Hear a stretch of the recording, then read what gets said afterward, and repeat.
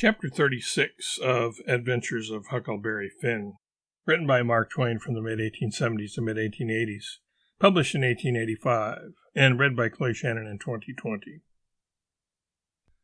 As soon as we reckoned everybody was asleep that night, we went down the lightning rod and shut ourselves up in the lean-to and got out our pile of foxfire and went to work. We cleared everything out of the way, about 4 or 5 foot along the middle of the bottom log. Tom said he was right behind Jim's bed now, and we'd dig in under it.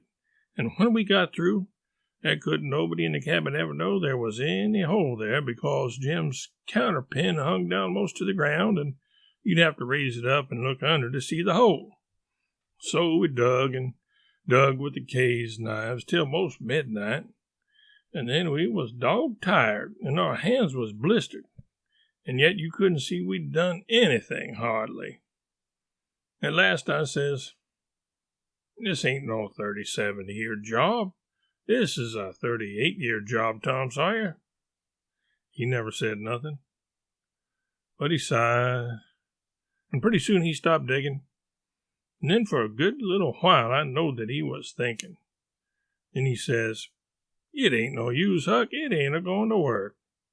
If we was prisoners, it would, because then we'd have as many years as we wanted and no hurry, and we wouldn't get but a few minutes to dig every day while they was changing watches, and so our hands wouldn't get blistered, and we could keep it up right along year in and year out and do it right, and the way it ought to be done.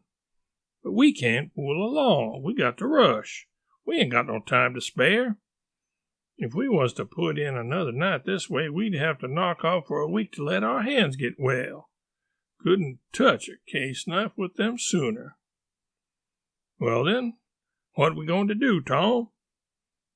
"I'll tell you, it ain't right, and it ain't moral, and I wouldn't like it to get out. But there ain't only just the one way. We got to dig 'em out with the picks, and let on it's case knives." "Now you're talking," I says.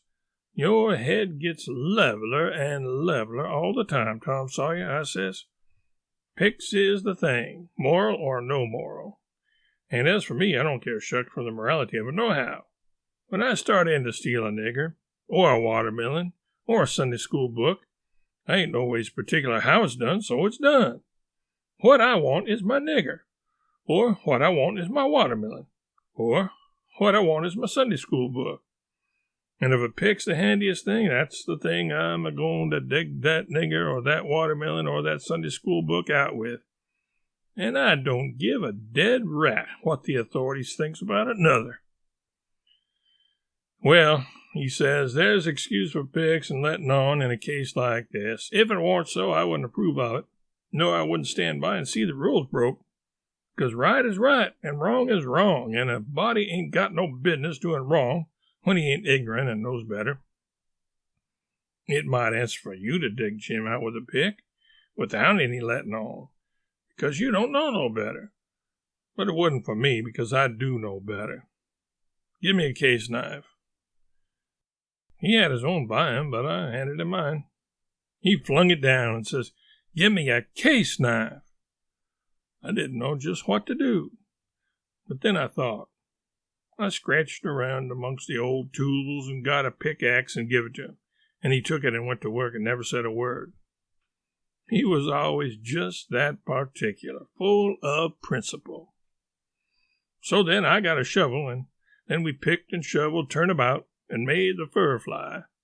We stuck to it about a half an hour, which was as long as we could stand up. But we had a good deal of a hole to show for it. When I got upstairs, I looked out at the window and see Tom doing his level best with the lightning rod, but he couldn't come it. His hands was so sore. At last he says, "It ain't no use. It can't be done. What you reckon I better do? Can't you think of no way?" "Yes," I says, "but I reckon it ain't regular. Come up the stairs, and let on it's a lightning rod." So he done it. Next day, Tom stole a pewter spoon and a brass candlestick in the house for to make some pans for Jim out of and 6 tallow candles. And I hung around the nigger cabins late for a chance and stole 3 tin plates.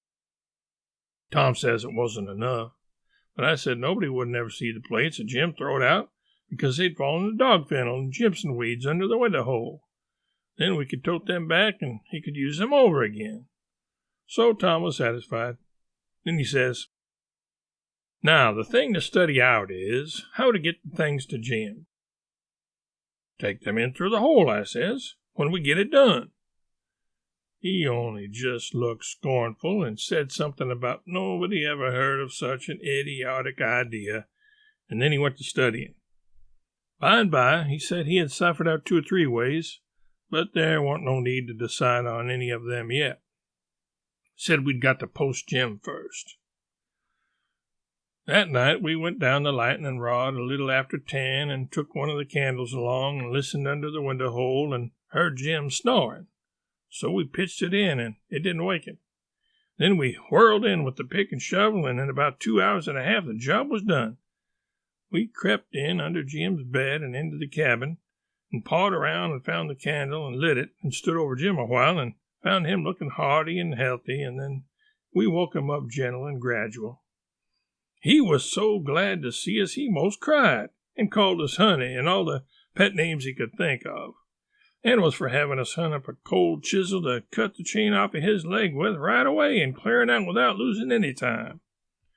But Tom, he showed him how unregular it would be, and sat down and told them all about our plans and how we could alter them in a minute any time there was an alarm, not to be the least afraid because we would see he got away sure. So Jim, he said it was all right, and we sat there and talked over old times a while, and then Tom asked a lot of questions, and when Jim told him Uncle Silas come in every day or 2 to pray with him, and Aunt Sally come in to see if he was comfortable and had plenty to eat, and both of them was kind as they could be, Tom says, "Now I know how to fix it. We'll send you some things by them." I said, "Don't do nothing of the kind. It's one of the most jackass ideas I ever struck." But he never paid no attention to me, went right on. It was his way when he'd got his plans set. So he told Jim how we'd have to smuggle in the rope ladder pie and other large things by Nat, the nigger that fed him, and he must be on the lookout and not be surprised and not let Nat see him open them. And we would put small things in Uncle's coat pockets, and he must steal them out. And we would tie things to Aunt's apron strings or put them in her apron pocket if we got a chance, and told him what they would be and what they was for, and told him how to keep a journal on the shirt with his blood and all that. He told him everything. Jim, he couldn't see no sense in the most of it, but he allowed we was white folks and knowed better than him, so he was satisfied. Said he would do it all just as Tom said. Jim had plenty of corncob pipes and tobacco, so we had a right down good sociable time. Then we crawled out through the hole and so home to bed with hands that looked like they'd been chawed. Tom was in high spirits. He said it was the best fun he ever had in his life, and the most intellectual, and said if he only could see his way to it, we would keep it up all the rest of our lives and leave Jim to our children to get out. For he believed Jim would come to like it better and better the more he got used to it. He said that in that way it could be strung out to as much as 80 a year and would be the best time on record. And he said it would make us all celebrated that had a hand in it. In the morning we went out to the wood pile and chopped up the brass candlestick into handy sizes, and Tom put them and the pewter spoon in his pocket. Then we went to the nigger cabins, and while I got Nat's notice off, Tom shoved a piece of candlestick into the middle of a corn pone that was in Jim's pan, and we went along with Nat to see how it would work, and it just worked noble. When Jim bit into it, it most mashed all his teeth out, and there warn't ever anything could have worked better. Tom said so himself. Jim, he never let on but what it was only just a piece of rock or something like that that's always getting into bread, you know. But after that, he never bit into nothing but what he jabbed his fork into it, in 3 or 4 places first. And whilst we was a-standing there in the dimmish light, here comes a couple of the hounds bulging in from under Jim's bed, and they kept on piling in there was 11 of them, and there warn't hardly room in there to get your breath. By jinks, we forgot to fasten that lean-to door. The nigger Nat, he only just hollered, "Witches! once and keeled over onto the floor amongst the dogs and begun to groan like he was dying. Tom jerked the door open and flung out a slab of Jim's meat, and the dogs went for it. And in 2 seconds he was out himself and back again and shut the door, and I knowed he'd fix the other door, too. Then he went to work on the nigger, coaxing him and petting him and asking him if he'd been imagining he saw something again. He raised up and blinked his eyes around and says, "Marse Sid, you'll say I was a fool, but if I didn't believe I see most 1,000,000 dogs or devils or something, I wished I may die right here in these tracks. I did, most surely. Marse Sid, I felt them, sir. They was all over me. Dad, fetch it. I just wished I could get my hands on one of them witches just once, only just once. That's all I'd asked. But mostly I wish they'd let me alone, I does." Tom says, "Well, I'll tell you what I think. What makes them come here just at this runaway nigger's breakfast time? It's because they're hungry. That's the reason. You make them a witch pie. That's the thing for you to do." "But my land, Marse Sid, how's I going to make them a witch pie? I don't know how to make it. I ain't ever heard of such a thing before." "Well, then, I have to make it myself."